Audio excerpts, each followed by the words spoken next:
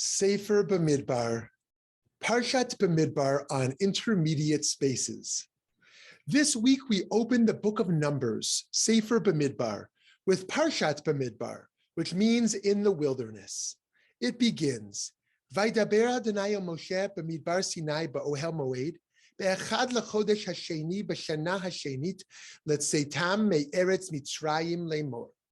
On the first day of the second month in the second year following the Exodus from the land of Egypt, God spoke to Moses in the wilderness of Sinai.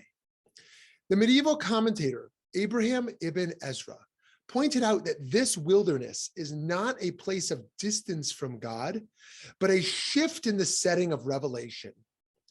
About the words in the wilderness, Ibn Ezra wrote, "This informs us that Moses did not go up to Mount Sinai since God's glory was now present in the tent of meeting, the tabernacle.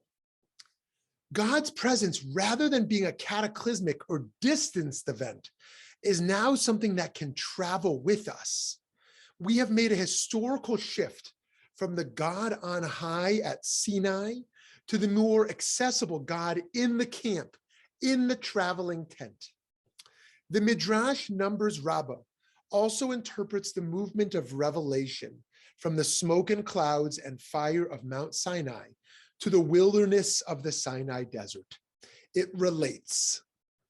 From here, the sages taught that the Torah was given through three things: fire, water, and wilderness. And why was the Torah given through these three things? Just as fire, water, and wilderness are free to all the inhabitants of the world, so too are the words of Torah free to them. As it says in Isaiah 55:1, "Oh, all who are thirsty, come for water, even if you have no money." But what makes the revelation in the wilderness particularly significant? The Midrash adds, "Anyone who does not make themselves ownerless like the wilderness cannot acquire the wisdom and the Torah." Therefore, it says the Sinai wilderness. Already from the first verse of the book, we can see that the wilderness or desert here represents a kind of in-between place, both physically and mentally for the Israelites. We're over a year removed from being freed from bondage in Egypt, yet we're still nowhere near the promised land. In the wilderness, we were on our own journey of discovery of how to be a free people, how to govern ourselves and our lives via the words of the Torah. Bamidbar then can be a reminder of our need to be willing to journey, to be willing to reside in the wilderness as the Israelites did for 40 years. This is the holding space between slavery and sovereignty. In this holding space, we are taught about what it is to live a life that is a journey orientation, what it means to not only be destination focused, but process focused. That means that in our work to improve the world, we should not be obsessed only with bringing about a utopia, but also with the quality of life that can emerge in a broken world and with the ability to hold the darkness alongside the light. That is what the desert is. We live in the space of neither the darkness of Egypt nor the light of the promised land. And for most of us, the majority of life is spent in that space.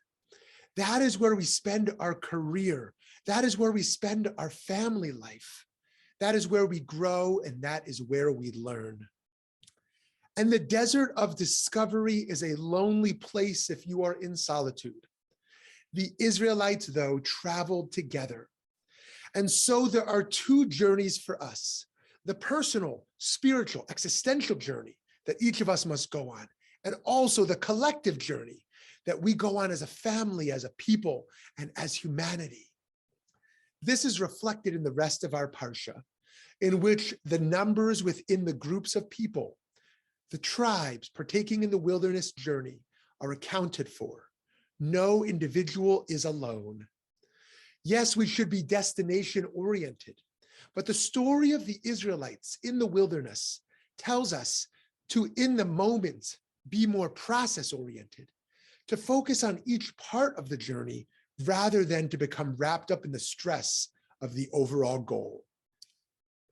We can't live our lives only waiting for retirement, waiting for the Messiah, waiting for the perfection of the world to come. We need to be present in the here and now of everyday life, knowing that God too is just as present in the Sinai desert as on Mount Sinai. It is tempting to think, why do the justices work at all if we can't fix the entire system?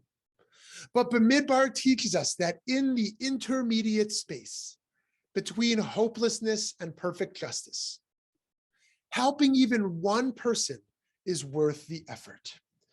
If we don't attempt to keep moving forward, then we are resigning to stay in the same place. We should look at the example of Paul Farmer of blessed memory, who co-founded Partners in Health. While Farmer wasn't creating national healthcare systems or something grandiose, he managed to save countless lives by helping people one at a time in Haiti and beyond. And as we fight for a better world, we have to pursue justice justly. We must care about the process and our own ethics alongside the work for progress. We must care about our own character development because the world only changes as much as we change, as humanity changes, and it often starts with just one person. And when we do get an activist win, the work continues. It's not over. We must keep going. We must always stay in the process, as the work might never be fully complete in our lifetimes.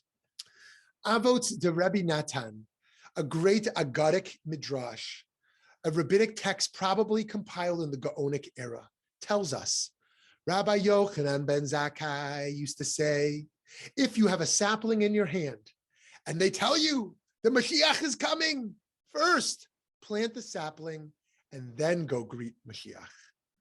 If you get your degree, you don't stop learning. If you get married, you don't stop your growth together. Every journey has its own narrow place and its own promised land. But it also has its own wilderness, its own intermediate place. This is largely where the work of bettering the world takes place. Shabbat Shalom.